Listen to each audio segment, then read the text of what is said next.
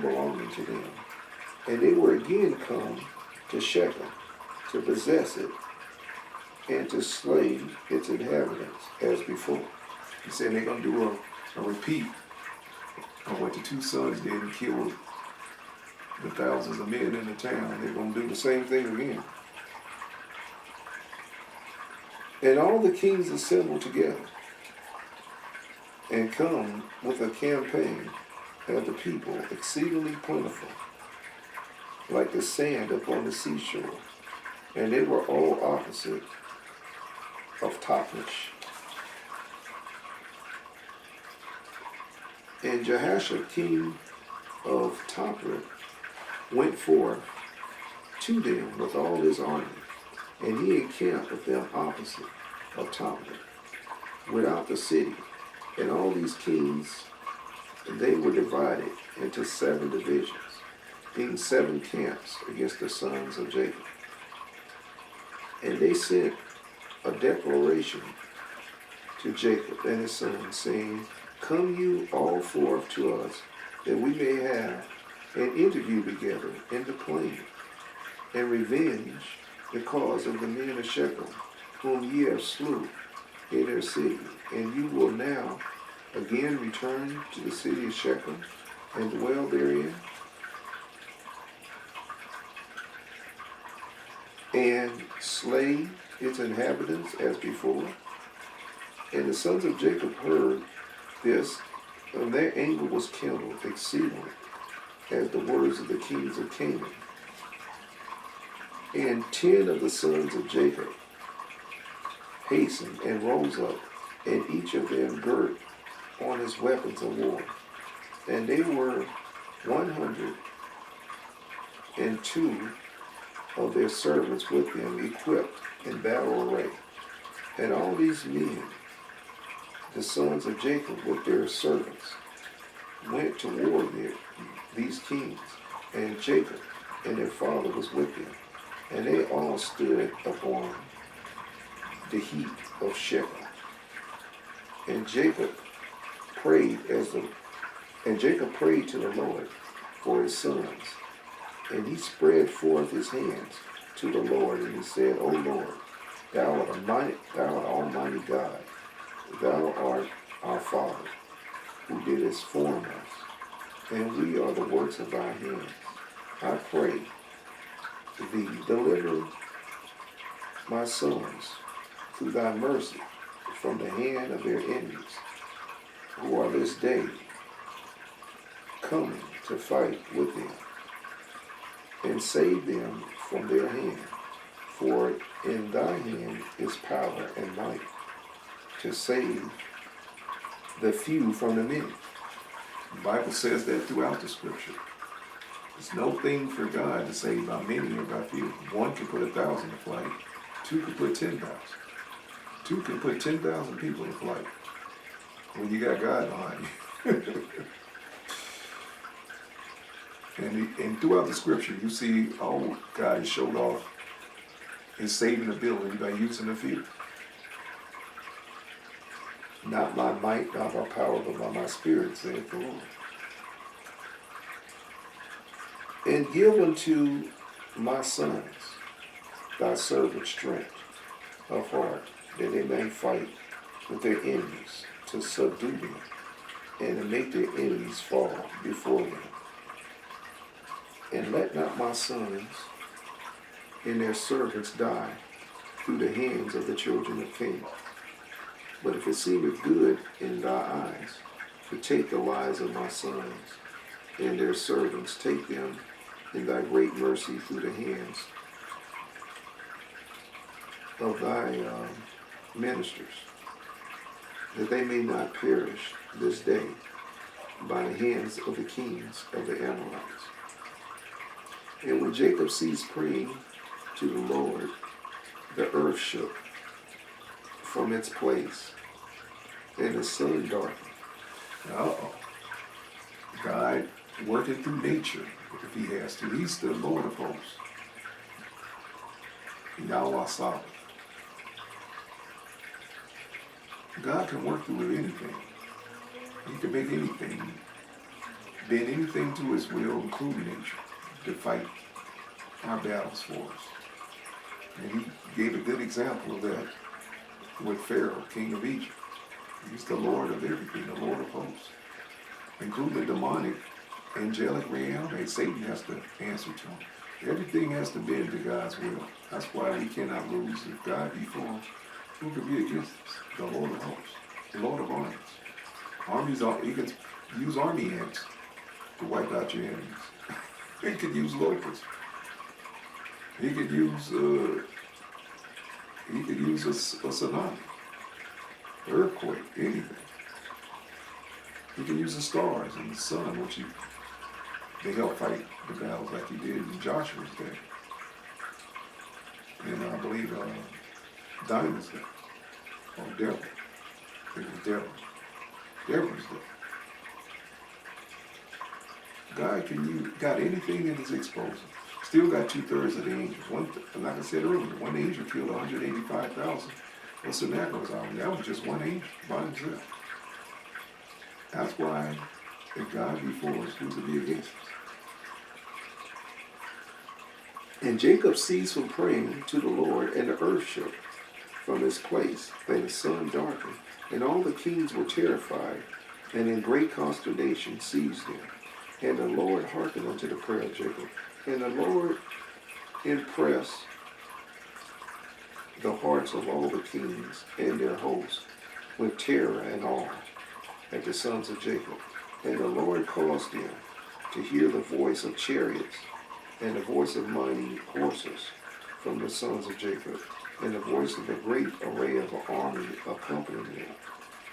And these kings were seized with great terror at the sons of Jacob.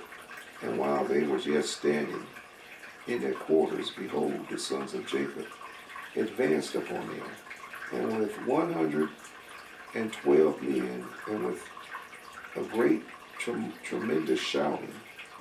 And when the king saw that the sons of Jacob advancing toward them, they were still more panic-struck, and they were inclined to retreat from before the sons of Jacob, as at first, and not to fight with them. But they did not retreat, saying it would be a disgrace to us thus twice to retreat from them before the Hebrews. Like, we already ran the first time, we got to fight this time. And the sons of Jacob came near and advanced against all these kings and their armies. And they saw, and behold, it was a very mighty people, numerous as the sand of the sea. And the sons of Jacob called.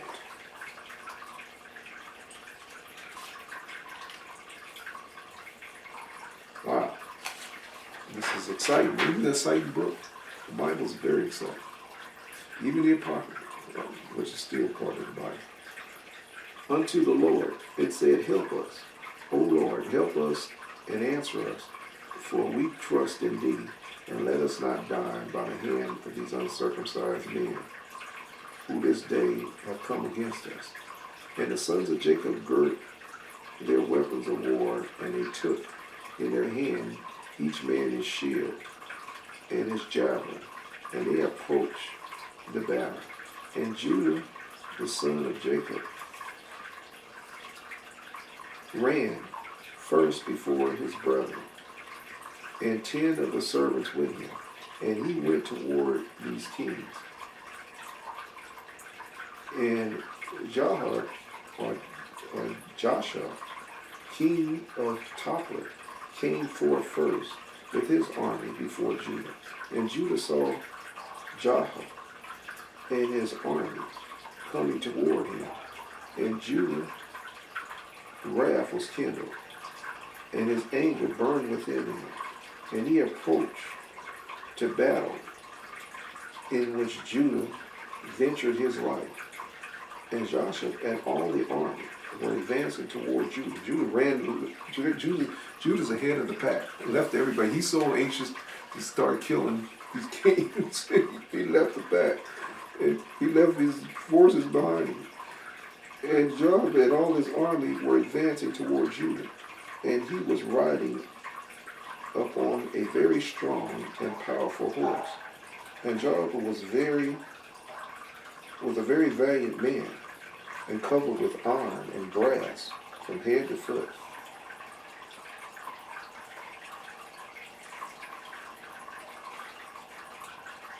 And while he was up on the horse, he shot arrows with both hands from behind,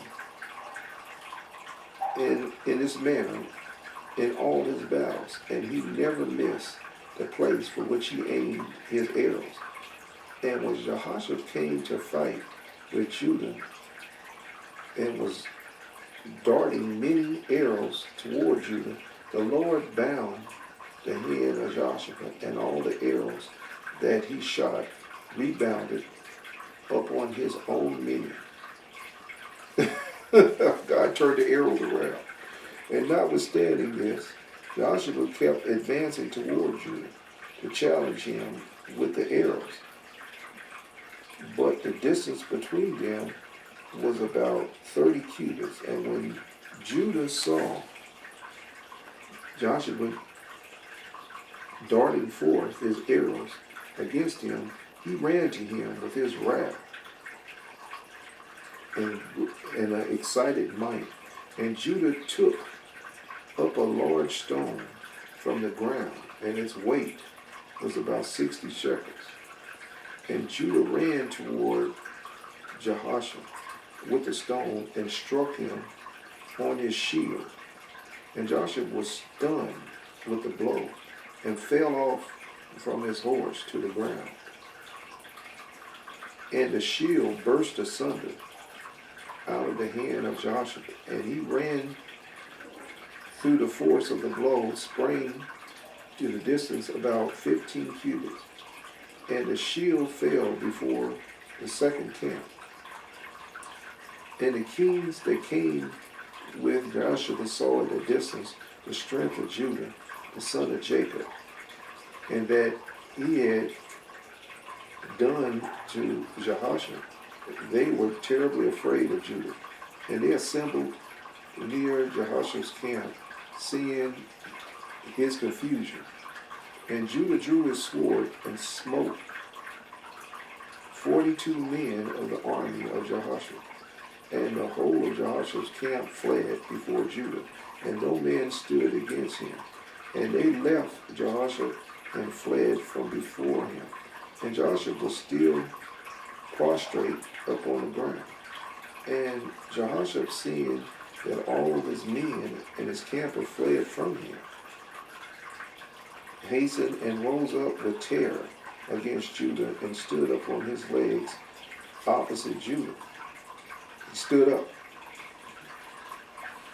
to Judah, and Jehoshaphat had a single combat with Judah, placing a shield toward shield. And Joshua's men all fled, for they were greatly afraid of Judah. And Joshua took his spear in his hand to strike Judah upon his head. But Judah had quickly placed his shield to his head against Joshua's spear, so that the shield of Judah received the blow from Joshua's spear. They're doing hand-to-hand combat. Isn't the Bible exciting? Huh? Isn't this book exciting? I told you it's a war book. From Genesis 1 to Revelation 22, war. I mean, as much as the honey drippers try to turn it into a fairy tale, it's a war book. Into a romance novel. Into a easy baked sugar cookie easy baked oven recipe book. It's a war book. Book's exciting. And when Judah saw that his shield, where was that? Oh, let me start. And Judah took his spear in his hand to strike Judah up on his head, and Judah had quickly placed his shield to his head against Jehoshaphat's spear. As the shield of Judah received the blow from Jahasha's spear, the shield was split in two. And when Judah saw that his shield was split, he hastily drew his sword and smote Jahasha at his ankles and cut off his feet, that Jahasha fell upon the ground, and the spear fell from his hand. And Judah hastily picked up Jahasha's spear, with which he had severed his head, and cast it to his feet. Wow, it's pretty savage. Cut his head off with his own spear and cast his head to his feet that was cut off. So you guys got that. And when the sons of Jacob saw what Judah had done to Jahasha, they all ran into the ranks of the other kings, and the kings of Jacob fought with the army of Jahasha, and the armies of all the kings that were there. And the sons of Jacob caused 15,000 of their men to fall. They killed 15,000 men. Just this small ragtag, it's only 10 sons. And 102 servants, 112 total. And they smote them. And as smiting garbs, they went through them like weeds. And the rest of them fled for their lives. And Judah was still standing by the body of Jahasha, and stripped Jahasha of his coat of mail. And Judah also took off the iron and brass that was about Jahasha. And behold, 9 men of the captains of Jahasha came along to fight against Judah. And Judah hastened and took up a stone from the ground, and with it smote one of the men upon the head, and his skull was fractured, and the body fell from the horse to the ground. And the 8 captains that remained, seeing the strength of Judah, was greatly afraid, and they fled. And Judah and his 10 men pursued them, and they overtook them and killed them too. They slew them. And they killing everybody. And the sons of Jacob were still smiting the armies of the kings, and they slew many of them. But those kings daringly kept their stand with the captains, and did not retreat from their places. And they exclaimed against those of the armies that fled from before the sons of Jacob. But they would not listen to them, for they were afraid for their lives, lest they should die. They tried to get them to stay, talk them in the fight, and they said, no, we can't win this one. And all the sons of Jacob, after having smit the armies of the kings, returned home from Judah. And Judah was still slaying the 8 captains of Jasher, and stripping off their garments. And Levi saw Edom, king of Gaish, advancing toward him with his 14 captains to smite him. But Levi did not know it was for certain. And Elon with his captain approached near, and Levi looked back and saw the battle was given him in the rear. And Levi ran with the 12 of his servants, and they went and slew Elon and his captains with the edge of the sword. And Duri, king of Shiloh, came up against Elon and approached Jacob.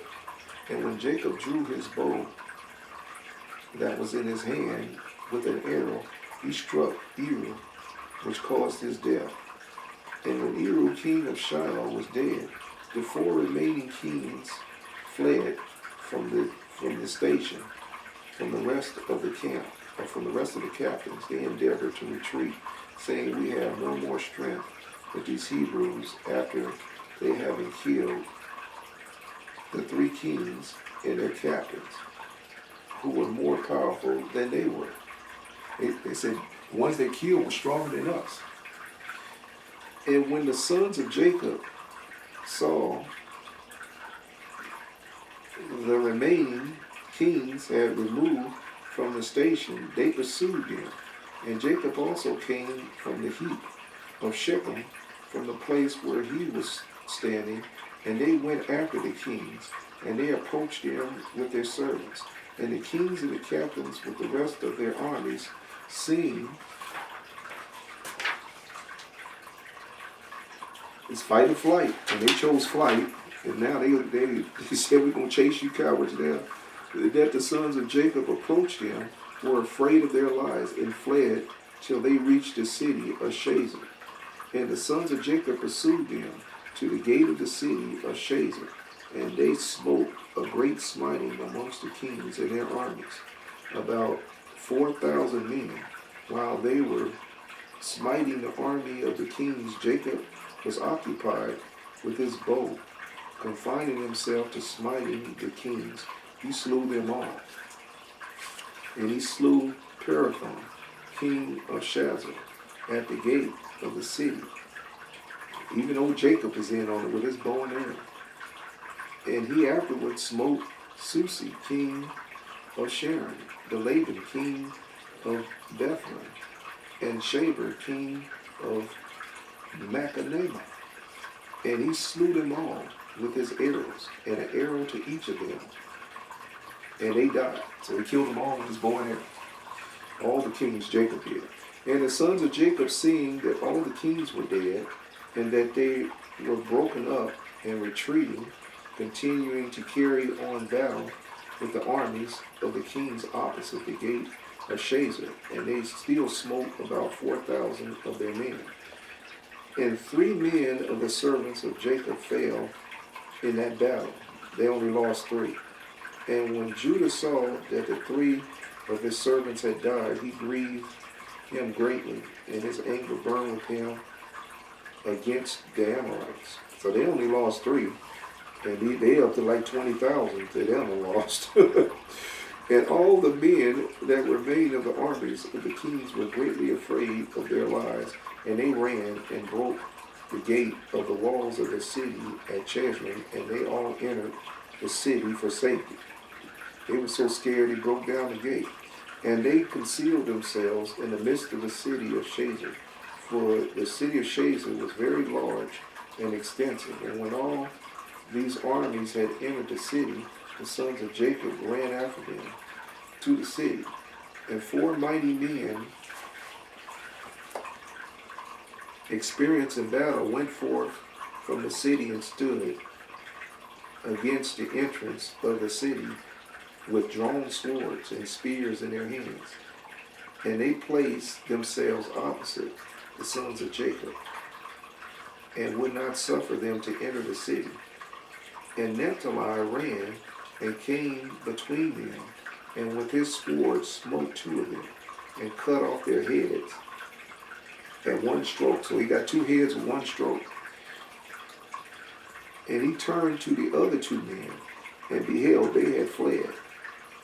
And he pursued them, overtook them, and smote them, and slew them. Can't run from the sons of Judah, they still killed.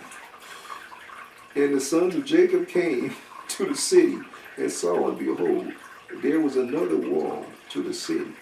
And they sought for the gate to the wall, and could not find it. And Judah sprang up on the top of the wall. He jumped up and leaped up to the top of the wall. And Simeon and Levi followed him. And they all 3 descended from the wall into the city. And Simeon and Levi slew all the men who ran for safety into the city. Also the inhabitants of the city with their wives and little ones they slew with the edge of the sword. So killed the women and children and everybody in the town, plus they killed the army that ran in there, that fleet, the men of war. Killed everybody. And the cries of the city ascended up to heaven. And Dan and Naphtali sprang up on the wall to see what caused the noise of lamentation. For the sons of Jacob had felt anxious about their brothers. And they were heard the inhabitants of the city speaking and weeping in supplication, saying, Take all that we possess in the city and go away, only do not put us to death.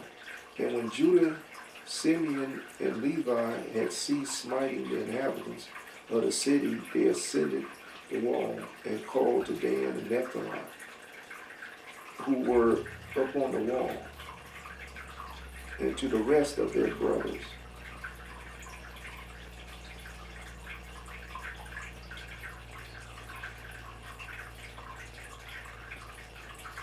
Okay. And to the rest of their brothers. And Simeon and ceased smiting the inhabitants of the city, and they ascended the wall and called to Dan and Naphtali, and were up on the wall, and to the rest of their brothers. And Simeon and Levi informed them of the entrance into the city, and all the sons of Jacob came to fetch the spoil. And the sons of Jacob took the spoil of the city, sheared the flocks and herds and the property, and they took all that could be captured, and went away that day from the city. And on the next day the sons of Jacob went to Sodom, for they heard that the men of Sodom who had remained in the city were assembling to fight with them for having slain their king. And Sodom was very high and fortified city, and it was deep. It had a deep rampart surrounding the city, so it was fortified. It had a wall. It was a walled, gated city, and the pillar of the rampart was about 50 cubits, and its breadth 40 cubits. And there was no place for a man to enter the city on account of the rampart. And the sons of Jacob saw the rampart of the city, and they sought an entrance in, but could not find it. For the entrance to the city was at the rear. And every man that wished to come into the city came by the road, and went around the whole city, and he afterwards entered the city. And the sons of Jacob, seeing they could not find the way into the city, their anger was kindled greatly. And the inhabitants of the city, seeing that the sons of Jacob were coming to them, were greatly afraid of them, for they had heard of all the strength which they had done in Shazar. And the inhabitants of the city of Sacram could not go out toward the sons of Jacob after having assembled in the city to fight against them, lest they might thereby get into the city. But when they saw that they were coming toward them, they were greatly afraid of them, for they had heard of their strength, what they had done to Shazar. So the inhabitants of Saton speedily took away the bridge of the road of the city from the place before the sons of Jacob, and they brought it into the city. And the sons of Jacob came in through the way of the city, and could not find it. And the inhabitants of the city went up to the top of the wall, and saw, and behold, the sons of Jacob were seeking an entrance into the city. And the inhabitants of the city reproached the sons of Jacob from the top of the wall, and they cursed them. And the sons of Jacob heard the reproaches, and they were greatly incensed, and their anger burned within them. So they cussed them out on top of the wall. And the sons of Jacob were provoked at them, and they all rose and sprang over the rampart with the force of the strength, with the force of their strength, and through their might passed the 40 cubits breadth of the rampart. So they got past that ditch. And when they had passed the rampart, they stood under the wall of the city, and they found all the gates of the city enclosed with iron doors. And the sons of Jacob came near to break open the doors of the gates of the city, and the inhabitants did not let them, for from the top of the wall they were casting stones and arrows up on them. And the number of the people that were up on the wall was about 400 men. And when the sons of Jacob saw that the men of the city would not let them up on the gates of the city, they sprang and ascended the top of the wall. And Judah went up first to the east part of the city. And Gad and Asher went up after him to the second corner of the city, and Simeon and Levi to the north, and Dan and Reuben to the south. And the men who were on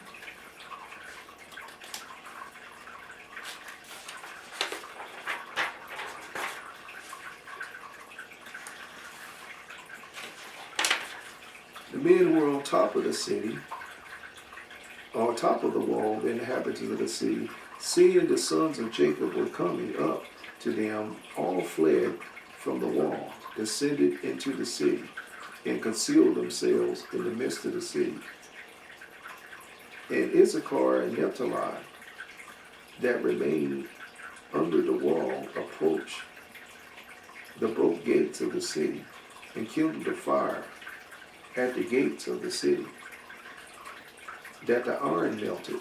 And all the sons of Jacob came into the city, and all their men, and they fought with the inhabitants of the city of Sarton, and smote them with the edge of the sword.